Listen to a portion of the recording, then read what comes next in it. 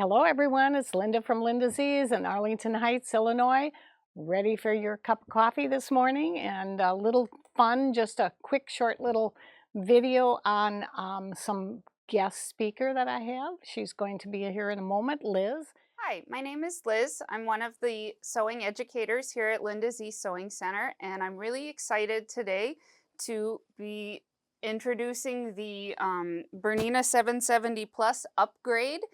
This is sort of the basic machine training class. We'll be going through some of the features of the upgrade and making this really fun little quilt. It's going to be a lot of fun. I'm very excited. So let's get started by talking about some of the supplies we'll be using. You will need 4 fabrics. One of them can be kind of a larger print focal fabric. Then you need 2 coordinating fabrics, one of which will be suitable for putting an embroidery design on. And you'll need a background fabric. You need about 3/4 of a yard of the background, 3/4 of a yard or a 3/4 yard square of batting. And then the focal fabric, you need about 2/3 of a yard. The fabric you embroider on, you need 1/3, and the last accent, you just need 1/4 of a yard. You can do this, the 2 smaller pieces with fat quarters, or use fabric you have on hand. So we're actually going to get started in embroidery first. So I'm very excited because I'm actually teaching on my personal 770 Tula, which is really fun for me. But this is the first time it's had the Smart Drive, the new embroidery module on it, and it is so nice. It is so smooth and quiet and fast, and I'm really excited. So I have taken approximately 12 by 16 inch square of the fabric I intend to embroider on, and I have fused it to fusible tearaway stabilizer. So you could use, we have the OESD Ultra Clean and Tear Fusible. You could use the Floriani Heat and Stay. They're both great stabilizers. So, and I've got my large oval hoop right here.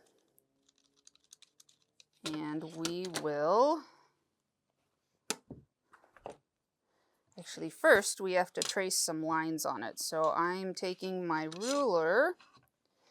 Our design here is actually going to get trimmed down to a square, but the first thing I need to do is trace some lines on here so that we can anchor our embroidery or orient our embroidery design. So I'm going to draw a line 8 inches from my cut edge approximately.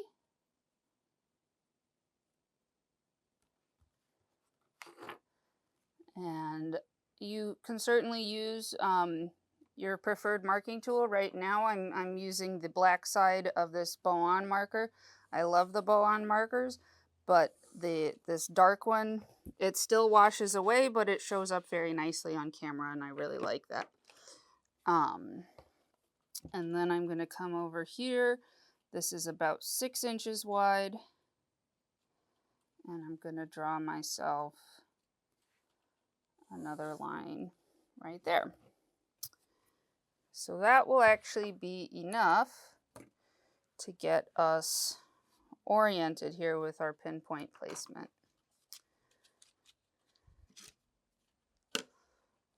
So because I have pinpoint placement now, I want to get as close as I can reasonably here with my hooping, but I do not have to worry that my hooping is going to turn out exactly perfectly.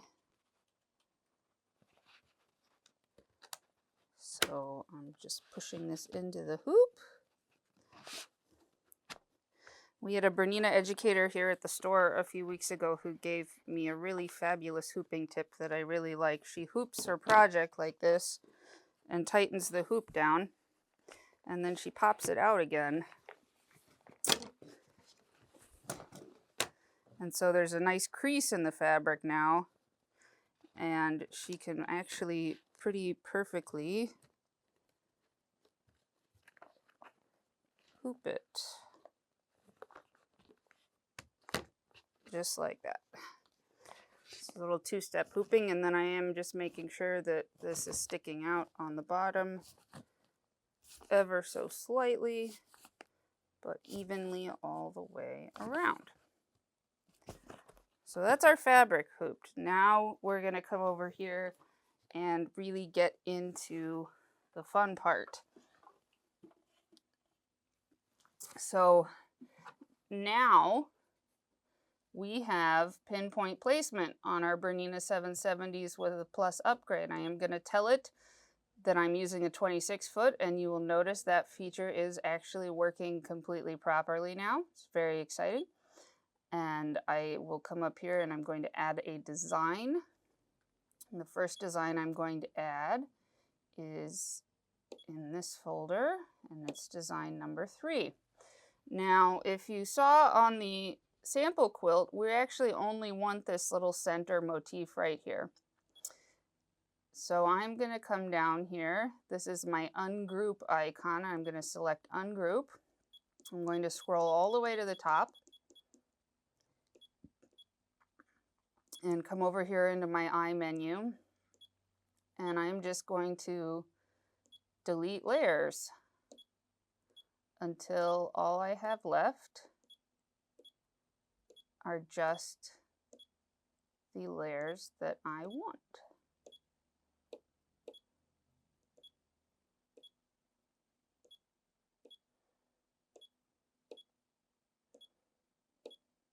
So now I just have my little central motif here. Then the second thing I'm going to do is add my second motif. I'm going to come tap my plus icon to add a layer here. It'll take me to my embroidery menu. I'm going to go back 1 breadcrumb. I'm going to tap number 1. And the design I want here is number 17. And I am going to resize this image. So I'm going to make this one a little bit smaller. It's going to come down to 95%. I am reducing this so that it is preserving the square sort of shape, preserving the ratio of the design.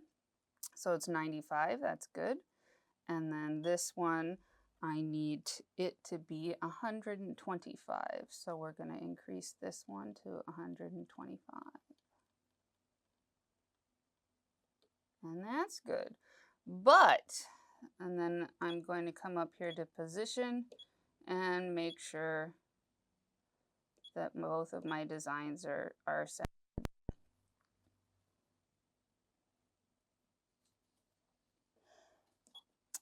And I zoom in, you can see that my design is sitting very nicely. Now I do want this background, this straight stitch design to stitch out first. So I now have reordering as a feature. I don't want to get rid of that. So I'm going to come down here and tap reorder. I have that one highlighted and I can move it down. Then the next thing I want to do, I'm going to save this because it is a good idea to save your work. So I will come up here to my folder. I'm going to tap the arrow going into the heart folder, and it'll give me a place to save this design along with any other designs I've been working on. Now, on the one that we're doing, it's going to have some designs I actually made out of a decorative stitch combination that I pulled into embroidery. So we're going to go over to our sewing menu by tapping home and tapping sew. And we will ignore that because we will be embroidering next. And we are going to tap combination mode and tap our natural designs.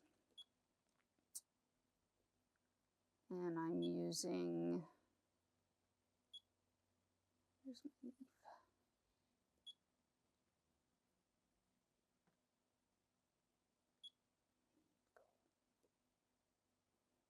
there we go, number 117.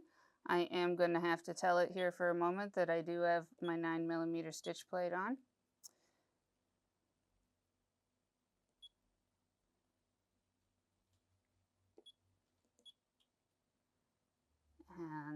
I'm going to come down here and select, it's kind of a tulip-like flower.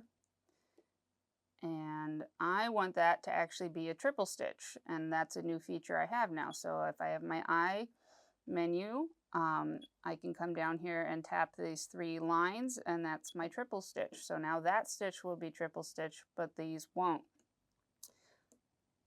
So if I'm here and I have this open on my screen, and I come over to my embroidery mode, and I go to add a design from my heart menu, that combination I just created is saved here. And I can add it and move it around. And what I want to end up with is actually placing 8 of these spaced around my design. And I've done that already ahead of time in a separate design. So I'm actually going to get rid of that and open up the previously saved design. So this is my whole design. I did go ahead and change the color so it would match more what I was doing. This is our green motif that's going to stitch out with our decorative stitch, and then our satin stitch motif. I have my flowers, and they're spaced around this design, and they are spaced, my flower units are spaced, let me see, if I ungroup everything for a moment, they are 540 away, and I want,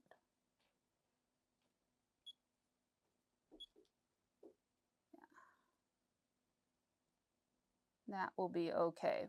So what I'm going to do, I have my stitch order so that all my single color designs are going to stitch out in green first, and then I'll do the blue.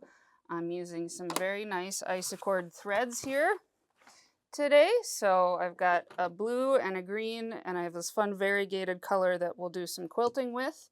I have some Aurifil for my piecing thread, and I'm using the Eversewn bobbin thread, but the OESD bobbin thread is also a good one to use.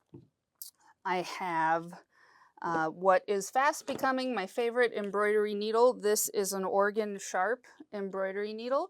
I actually learned about this in the Bernina Big Book of Embroidery. It's one of the needles that they recommend. I like it, especially for embroidering on wovens and on things that are a little bit more tightly woven, and I prefer the jersey needles for embroidering on knits. So now that I have that, I can load my design onto the machine, and here's my stylus. I'm going to go back and make sure that everything is regrouped, because now we are going to do the pinpoint placement. So I'm selecting to preserve the size, and I'm selecting the grid, and I'm going to select the center. And it wants me to pop this up and pop this back on. And I can see here that if I put my needle down, I am right, absolutely perfectly on the line, right in one direction, but I need to move to the left some. So if I pull my needle back up and I move my upper knob, that gives me my sort of x-axis control. And I'm supposed to be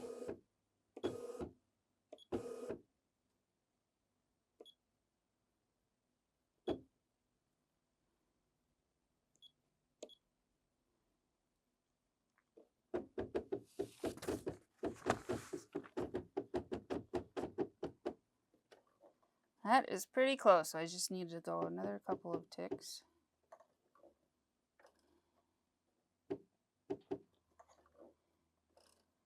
Maybe one tick down. And now I am perfectly in the center. I'll tap set. And then I'm going to tap one more line for reference. So I'll tap this one here in the center, and I need to come back to the right just a little bit. So I'm going to move this one.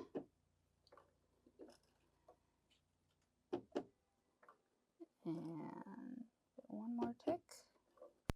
And exactly right. So if I tap set, my pinpoint placement is all set. I can close that menu. I'm ready to go to the needle. Get my machine threaded here with my green thread. I am using my Bernina thread stand mounted onto the back of my machine. This might be my favorite Bernina accessory that I have gotten. It's just so nice to have that thread delivery. It lets all of the tension and everything go out of your thread, and when I'm embroidering, I can keep all my threads lined up really nicely so that I know exactly what order I'm trying to work in all the time. And I think it's just great. Now it is giving me a warning. Put the right foot on the machine. Well, I know the right foot is on the machine. I just need to tell the machine that the right foot is on the machine. So there's that. And then I do have my 0 stitch plate on. All of that is set up. And I'm ready to go and start my design. So while this is stitching out, we'll talk about the rest of the fabric in our quilt. So we have this embroidered patch that's going to be kind of our central motif, and then we have kind of a quilt block built around it. So to construct that, we need a 9 1/4 inch square,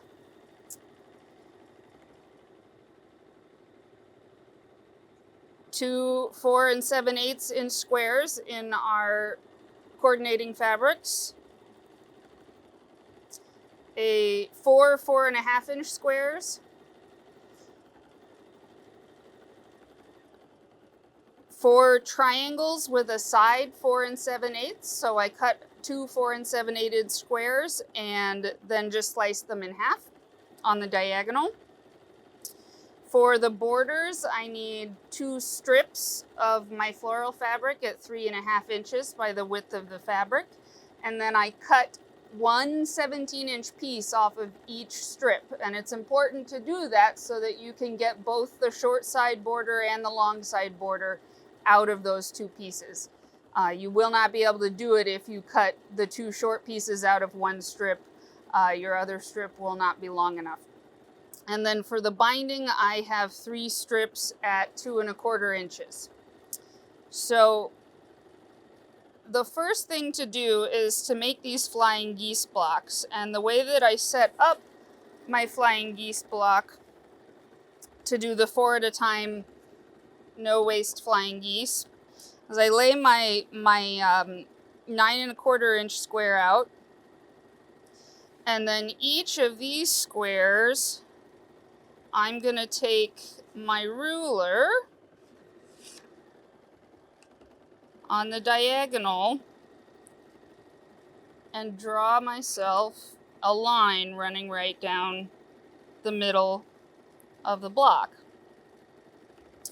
And you're going to do each color separately. So for this first step, oops, there we go. I will use all of one color, and then the second step I will use the 2 squares of the second color. So when I get these lines drawn on here, and if you wish, you could do your flying geese with the specialty rulers. You would base everything on a 4.5 inch strip. So I have my fabric, my large square here, right side up. I am going to take 2 squares of the same color and lay them in opposing corners like this, so that I can sew all the way from one and then all the way from the other. And what I'm going to do actually is sew 1/4 of an inch from the line on both sides. And if you want to stick a couple of pins in, this is a good place to do it. I put them here and here, using my Aurifil thread, my 97D piecing foot with the dual feed engaged.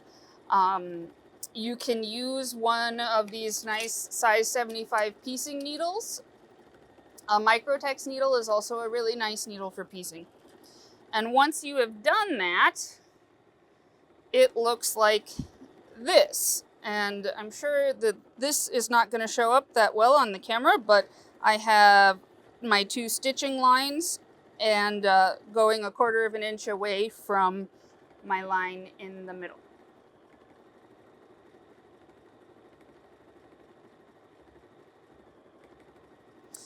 So the next step then is to cut these, and I could do that a couple of different ways. I can use my scissors. I can use a rotary cutter. I am going to do it quickly here with my scissors, and I'm just going to cut right down the pencil line that I drew on these blocks. And once I do that, I now have these 2 blocks that kind of look like a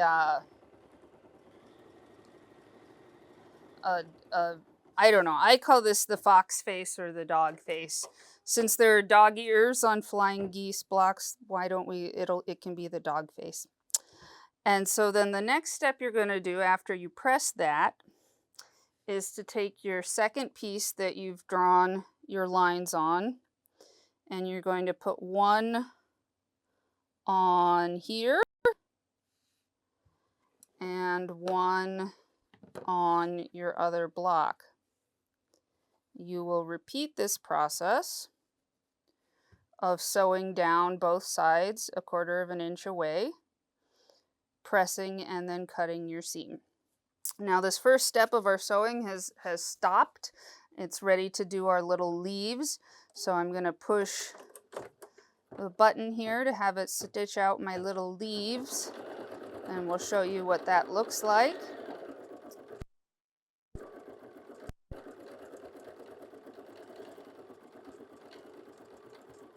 So we'll get our little leaves made. And unfortunately, this part is a little bit boring because I haven't figured out how to make it not so you have to stand there and push the button every single time.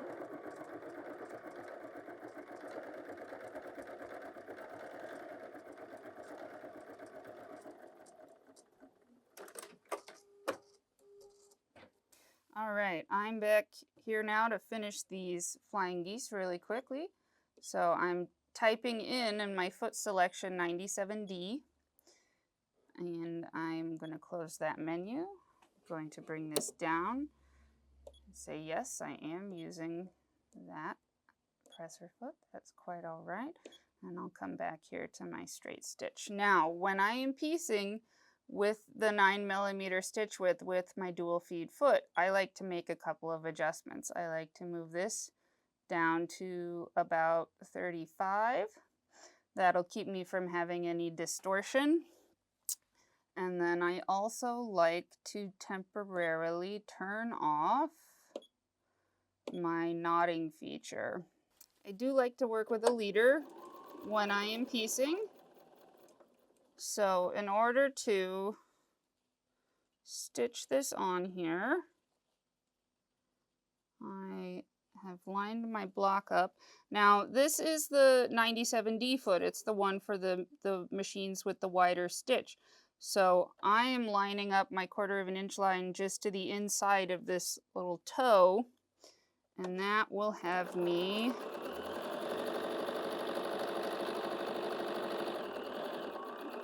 right on 1/4 of an inch.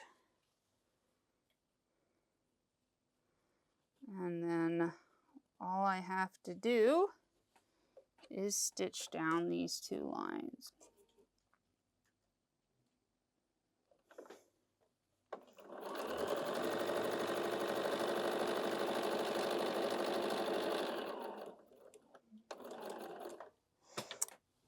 and cut my leader off. Put that back on.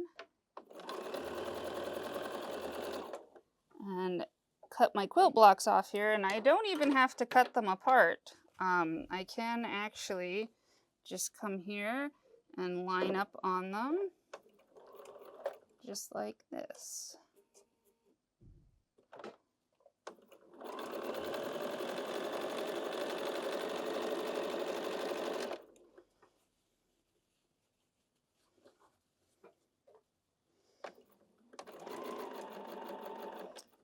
And then catch this foot.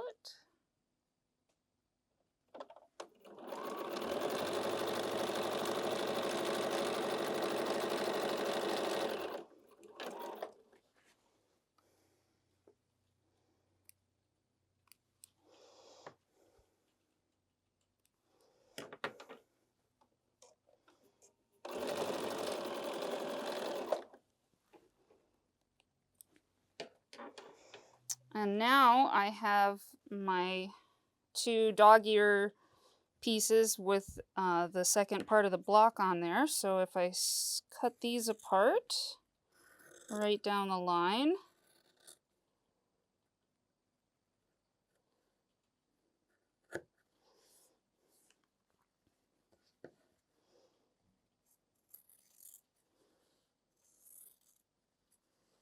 I will have my 4 flying geese. So I'll come over here to the iron. Got the Laura Star Smart U. It's absolutely wonderful, wonderful ironing system. And press these flying geese units.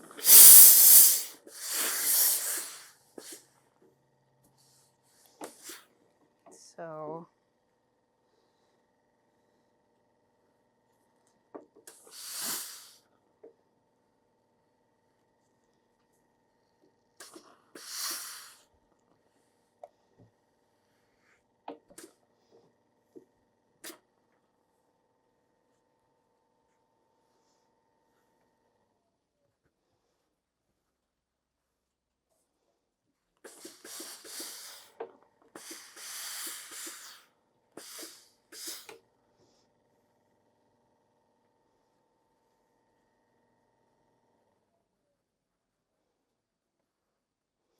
and I like to kind of finger press these a little bit and then come on here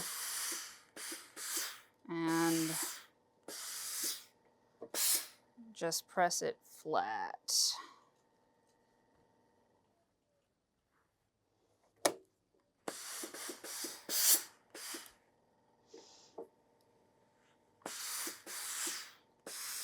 And you'll see that what I have here are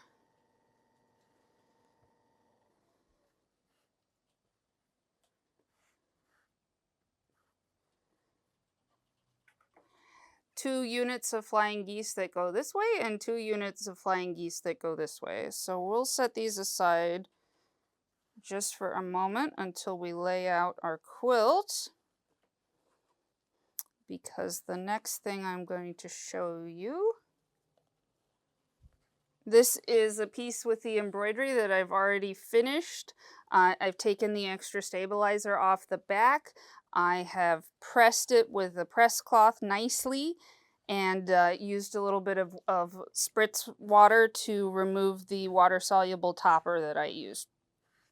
So I'll give that just another quick little steam. And this piece needs to be a 6 1/4 inch square. So I will come back over to the cutting board with my ruler and we will trim this down to the size we want it to be.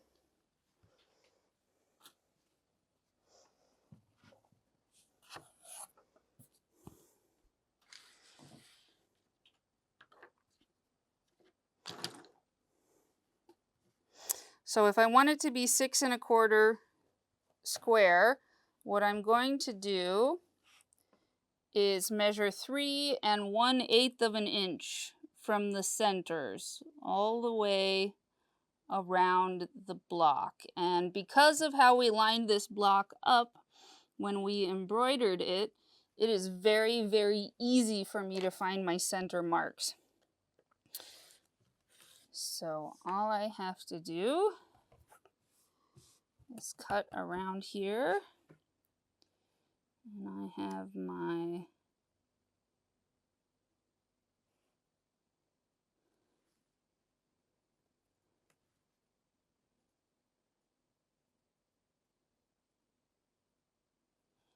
my 1, 2, 3 and 1/8.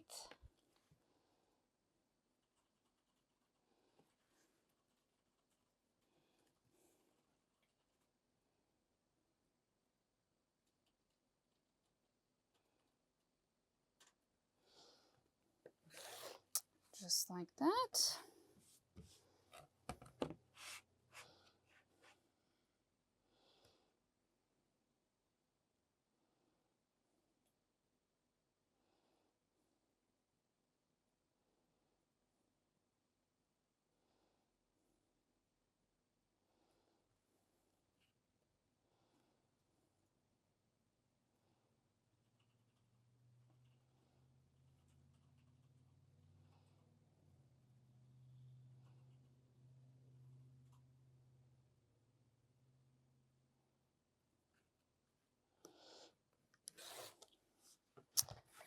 And then I have the last side here.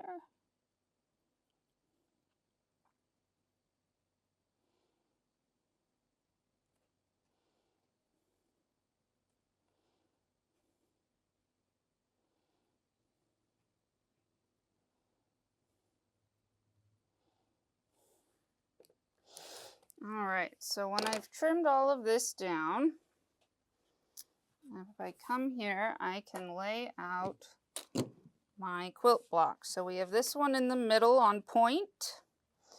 I'm going to take my 4 triangles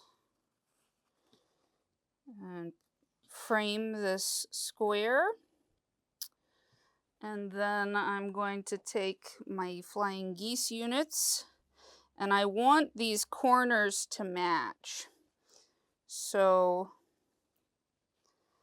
that one will go there, that one will go there, and that one will go there. And then my 4 squares go in the corners here.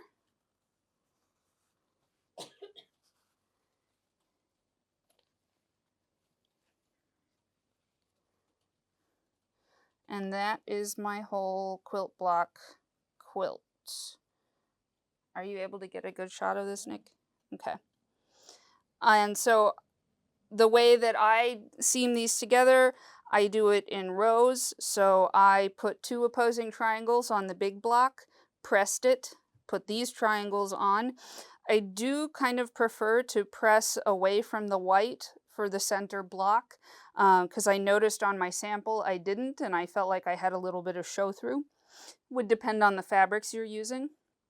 And then I put the corner squares on my top and bottom flying geese units, added my flying geese units to my middle square, and I believe I pressed the outer edges, the top and bottom row, I pressed the seam allowances to the outside, and in the middle I pressed them to the inside. The important thing is that you just want them to be opposing so that they will nest and lay flat nicely. And then give that a good press. And I'm going to scooch this up here a bit so that I can lay out the borders, at least on partial here, and you'll be able to see how those worked. So we had a border piece that I sew on, and I trim off the excess with my ruler and rotary cutter to square it up. I find that if I do this a little bit, maybe square as I go, so to speak, it helps cover any inaccuracies in my piecing, and I still get a nice flat quilt. So when I have all that together, I give it a really good press, and then I laid out my backing fabric. I laid out my batting, and then I laid out my finished quilt top on top. So I'll show you what that looks like. I have one that I have already started quilting on, and we'll do a little demonstration, do a little quilt in the hoop and a little ruler work, and we will be all set. So if I come over here to my quilting samples, I have my quilt in progress right here. And this is what it looks like. I'm pretty excited about it. I really have had a good time making this. So I have done some quilting in the hoop, or computerized quilting, as the folks at Bernina are calling it these days. I have done some free motion quilting in these blocks with the Bernina stitch regulator. I've done some ruler work in these blocks and some free motion stippling right in here. The other thing that I had a lot of fun with on this quilt is the new basting mode. Now, one of the things that we got with the upgrade was a basting mode for the Bernina stitch regulator. It gives us the same types of basting that are available on the Q series machines, and that's pretty cool. And I actually used some of this Vanish water soluble thread that we carry to do my basting. So now when I get done with the quilt, any of the basting that I can't pull out, I can just launder away, which I'm going to do anyway to make sure all of my marks come out of the quilt. I do like to keep my water soluble thread in its little baggie, and I keep the bobbin that has the water soluble thread on there too, because the Midwest is a very humid place and I don't want it to get gunky. So having basted that together, I am going to do a little demonstration for you on some of my quilting. Any of you who've worked with me in Sew Club or in classes know that I really love samples, and I think that there's a lot of value to be gained by practicing. This is one of my sample pieces I did for this quilt. I practiced my stippling. I practiced some different ruler work shapes and some free motion shapes, and I just find this so valuable, particularly because before I sit down and free motion quilt on something, I like to warm up a little bit. It helps my body remember the muscle movements and everything that I like to use when I'm free motion quilting. I also have a sample here where I stitched out the two quilt in the hoop motifs that I used on this quilt on a darker fabric, so there's a lot more contrast. You can see these motifs really well. I did this one because I wanted to confirm what they looked like before I used them, but also because it will help me show them to you. So we're going to demonstrate quilting in the hoop first. And so I have the triangle squares here on this quilt. Let me set this down. The big flying geese unit triangles that I filled with quilting in the hoop, and these little side squares that I filled with quilting in the hoop. Having that pinpoint placement is just phenomenal because it is so easy now to get your motif just perfectly lined up. I am going to take my ruler and go over my line here for my quilting in the hoop. I'm also going to measure this, should be about 8 inches, and 4 is right about there. I'm going to make a little mark from there to the center of the hoop, and it will be harder for you all to see, but I think I'm going to switch to my other marking tool if I've got it right here. Yeah, no. Okay. So I'm going to put a line down here. It is nice if you can make this a fairly sharp line so that it's easy for you to see. I'm actually going to switch to a pencil that is a little bit sharper. So I now have a nice clear line here. I am going to hoop this. Another thing I love about this water-soluble basting is that it is so easy to hoop my quilt sandwich. I don't have to deal with things getting sticky from using spray-based, and I don't have to deal with safety pins. So we will get this hooped up, and I'll see you over at the machine. Cut. I have to grab a hoop. So I have hooped up my quilt here, and in the large oval hoop. Just there's no additional stabilizer, it's just the backing, batting, and quilt. It works lovely. I'm going to tap my home screen. I'm going to return to embroidery menu. It's going to remind me to put my feed dog down, which I will do. I'm going to select the appropriate foot, and I am going to change my designs. So I did the first part of the quilting on this with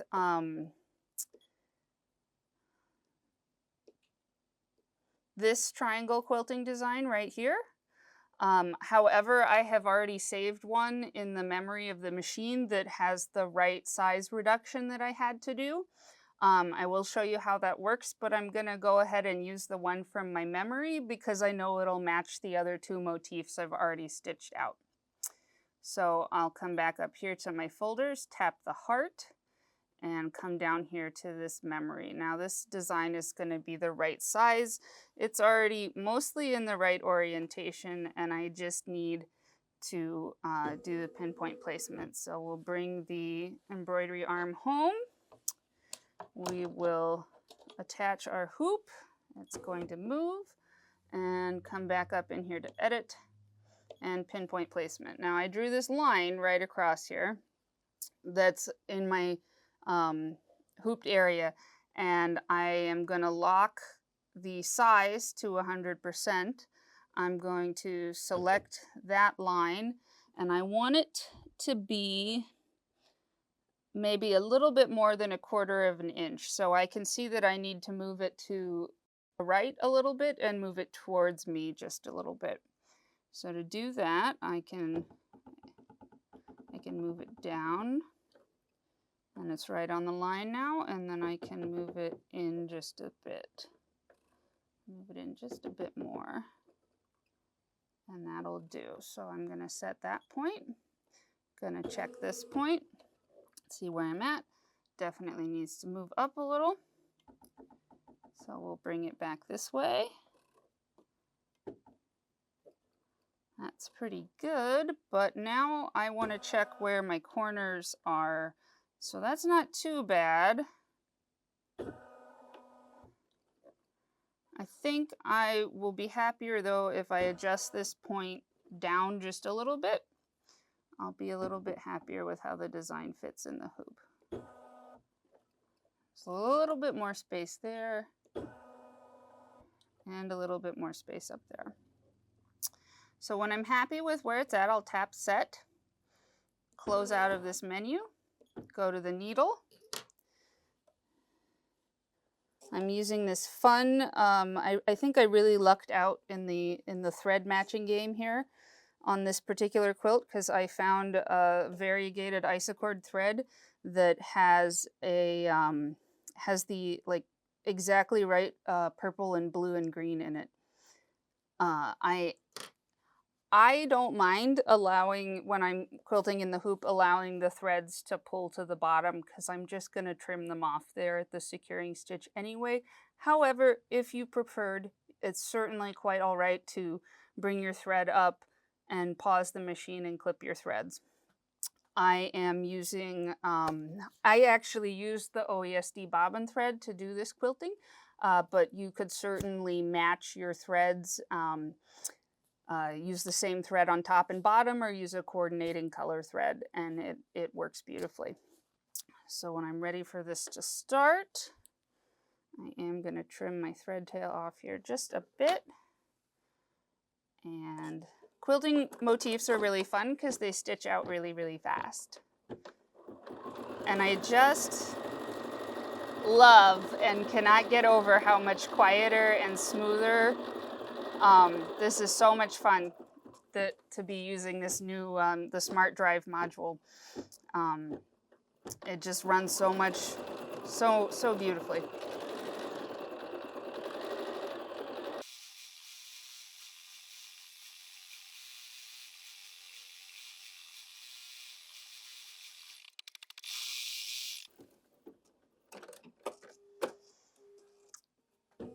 And it's just that easy.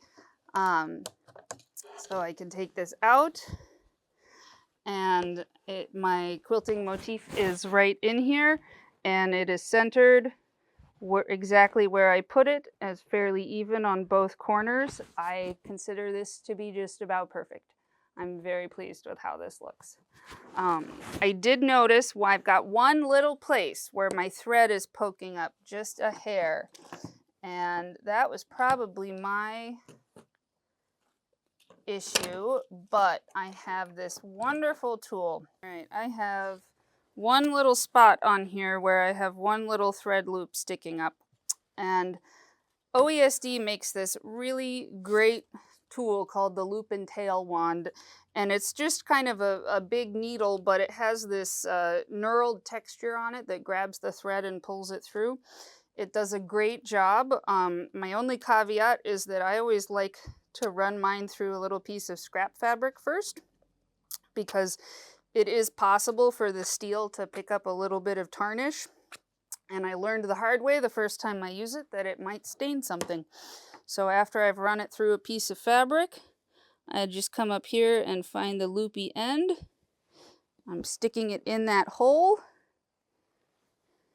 just like that.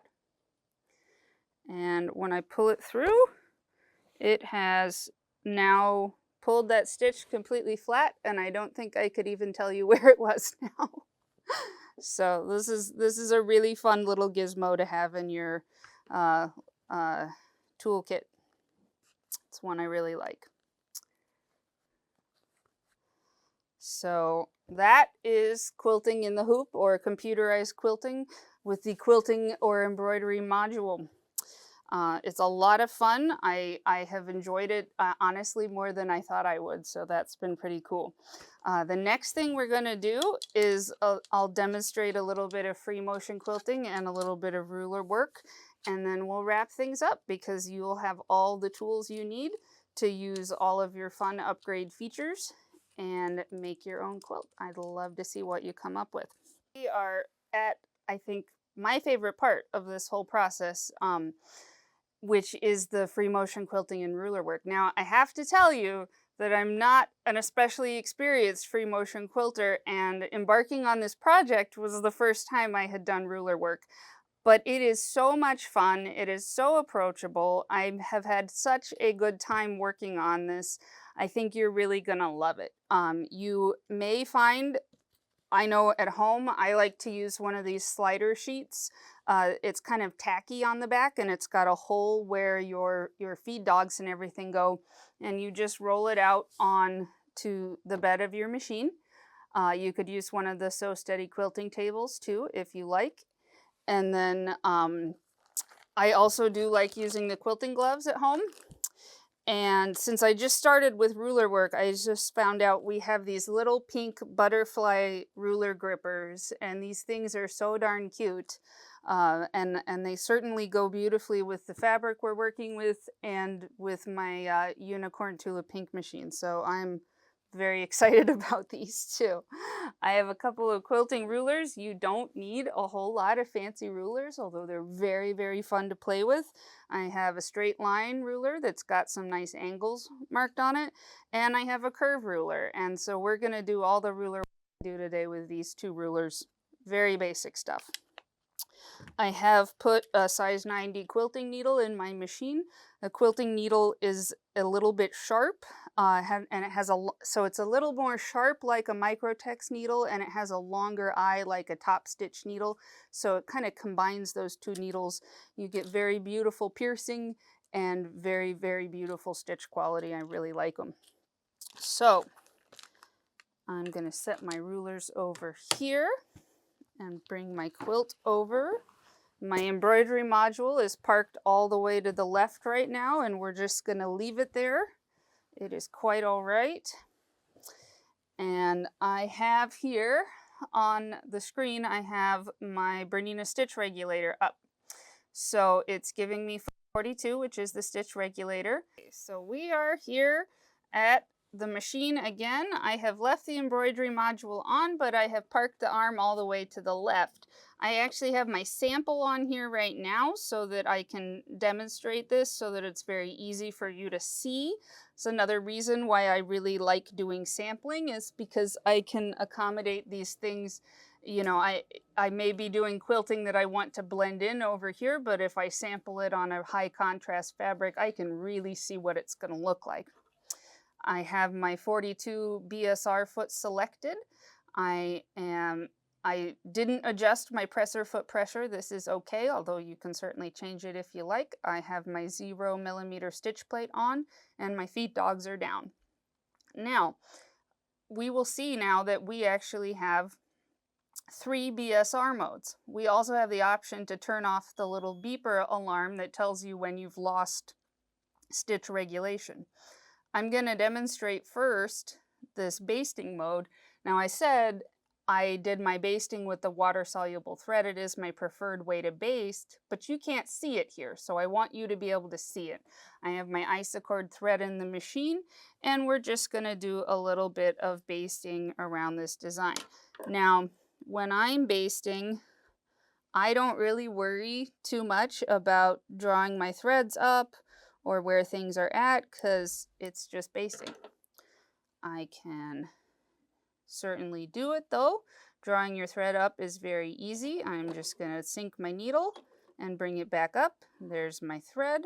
I can raise my presser foot, and if I want, I can get both of my threads underneath the needle just like that. So there's 2 lengths. You can do a 1/2 inch stitch or a 1/4 inch stitch. I kind of like the 1/4 inch stitch a little bit more. I think it's mostly a control issue. If you feel confident and good about stitching the 1/2 inch stitch, do it.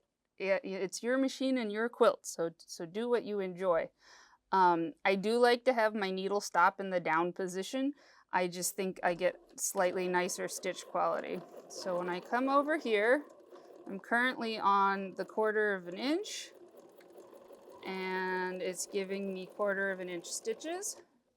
I'm going to stop for just a moment and switch to my 1/2 inch stitch and move back this way and do another pass here.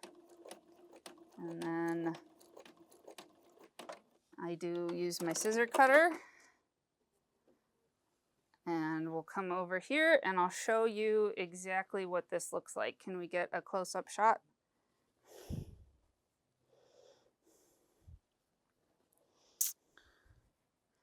So here I have my 1/4 inch stitches right there, and then I have my 1/2 inch stitches just above them.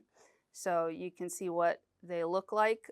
They do a fabulous job holding a quilt together, and it's a great way to do basting.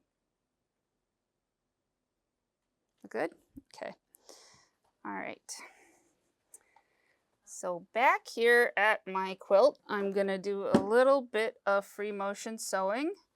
I decided I really enjoyed this, doing a little bit of stippling around the embroidered quilt block, and that this kind of spotted fabric, I like to cheat, okay? So if my fabrics can help me do the free motion quilting, I consider that a big win. And there's kind of a wavy, undulating pattern in this fabric. So when I quilted it, I just followed the pattern in the fabric. So this is a situation where I did bring my thread up all the way. And it can be nice to have a tweezer to grab your threads. I'm in BSR mode number 1, and I'm going to take just a couple stitches in place to anchor it. And then I'm just gonna start moving in little waves across my work here.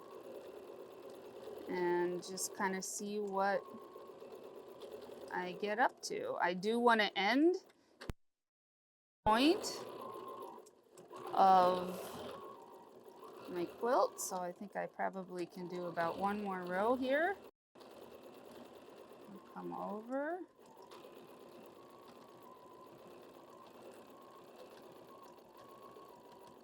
And then I'm stopping here in this corner. I'm going to switch gears just a little bit and work on some stippling. Now I've already stippled about half of this quilt block, and the idea with stippling is that you just kind of do a little random pattern and try to get smooth curves, but you try not to cross your threads.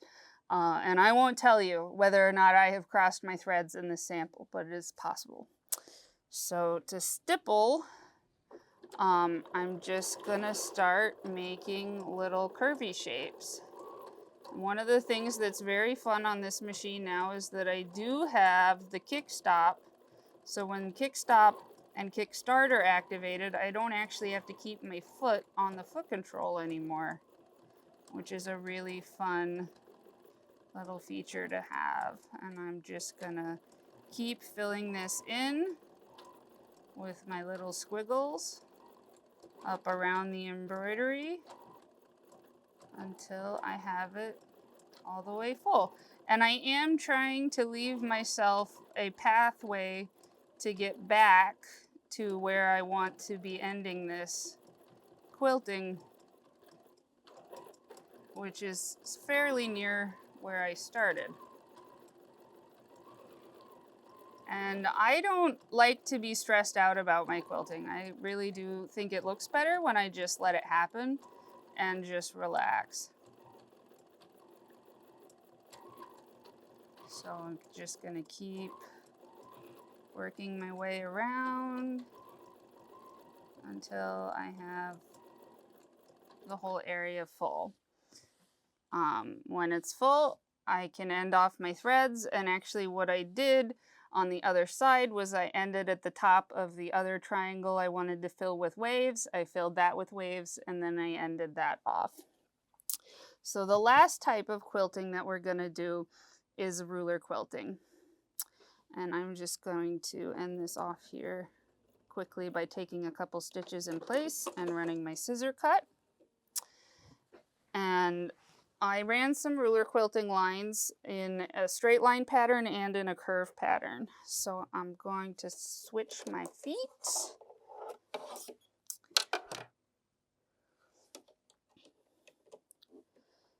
And I'm going to tell it that I am using foot 72.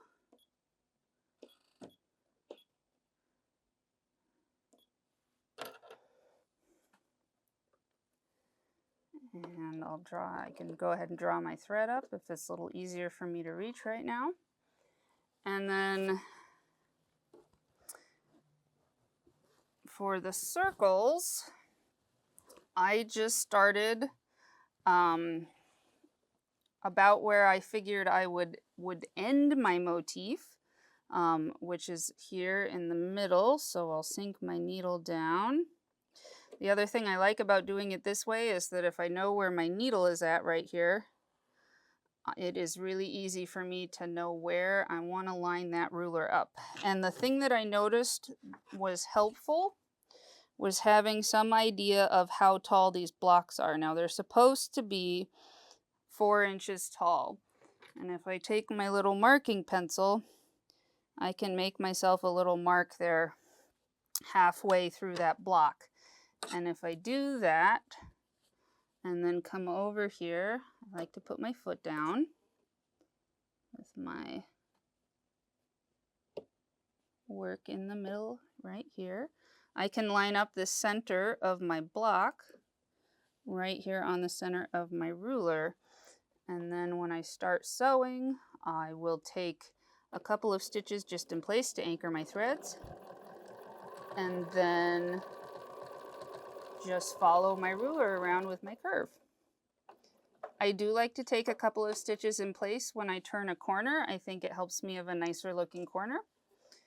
And then we'll turn my work around here. And I found actually that using this ruler, I kind of needed to adjust my curve a little bit as I was sewing on this longer one. So I have the start of my curve set up here, and I'll come to about here. This is another reason why I like having my needle stop in the down position.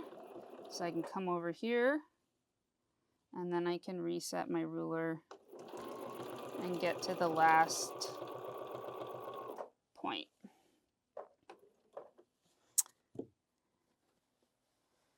And then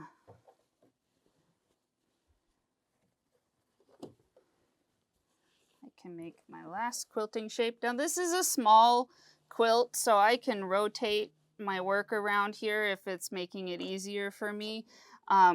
You can use this foot in any direction, so there is no reason why, you know, working forwards or backwards should limit you. It is all doable. So I'm just going to make the last part of this motif. Stop. And now I'm ready to do the straight line part.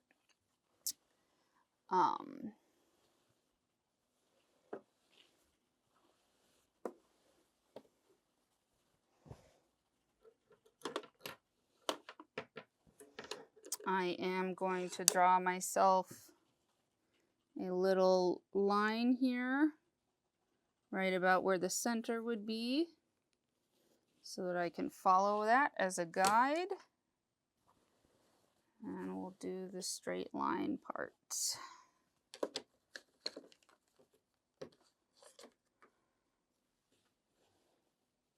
So I'll get myself in position over here. One thing I do like, because this ruler has all the numbers on it, I can line up one of these numbers at the exact point where I want to stop. So if I am working in a direction where it's a little bit harder for me to see, I can straighten this out and just get exactly where I need to be and know exactly when to stop. So I'm going to divide my mark in half, roughly in 3 spots. Make on either side of the half. And I'll line up one of my reference numbers on that spot. And I will get there. And I'm going to sew until I intersect with that halfway line. I have the ruler at about a 1/2 inch, following one of my lines here.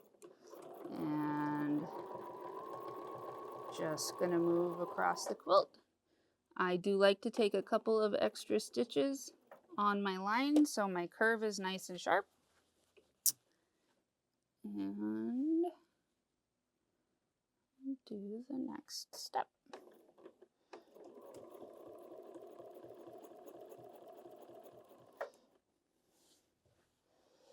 And my goal is just to work across here 3 times, but the idea is that I will end up about on the opposite corner of where I started.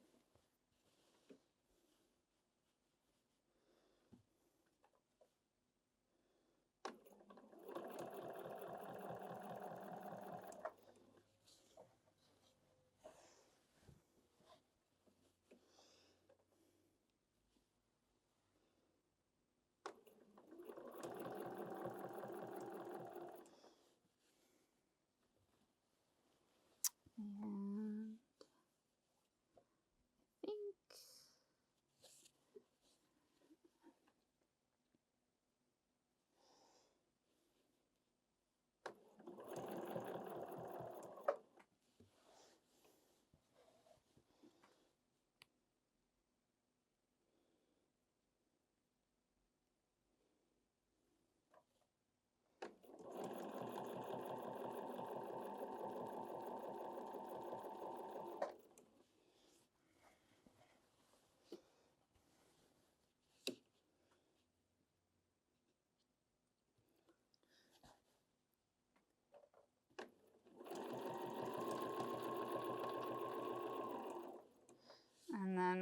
will just move down to this area where I had stopped, and I can follow a ruler to do that, or I can just free motion it.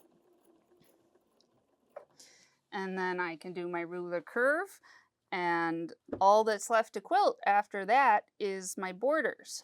Now, on my sample quilt that I did, I actually used the decorative stitch in the quilting menu, the serpentine stitch, and I ran all the way around the border with the serpentine stitch, and I did 3 rows. You can see it a little more nicely maybe on the back side here. And that was a really fun way to do it. You could do more free motion quilting. You could do more ruler work. You could do, it might be a little bit hard to hoop because it's at the very edge. You might have to sew a leader on or something like that to do that. But that's all there is to it. Put your binding on your favorite way. I just joined my binding pieces here and pressed them in half. I'll stitch them down, fold it over. I did on this one, because I top stitched my binding, I did attach my binding to the back side and then fold it over to the front side so that my turn stitches would look really nice. And that's all there is to it. And now that you've finished this quilt, you actually have used nearly every feature that came with the upgrade. Do keep exploring your decorative stitches. Do keep playing with your free motion and your ruler work and your computerized quilting in the hoop. Show us pictures of what you work on. Send us your questions. Support, SUPPORT, @lindazees.com. And I'm really excited to see what you all work on. My name is Liz. I'm a sewing educator here at Linda Z's, and this has been our training class on the Bernina 770 Plus upgrade. Stay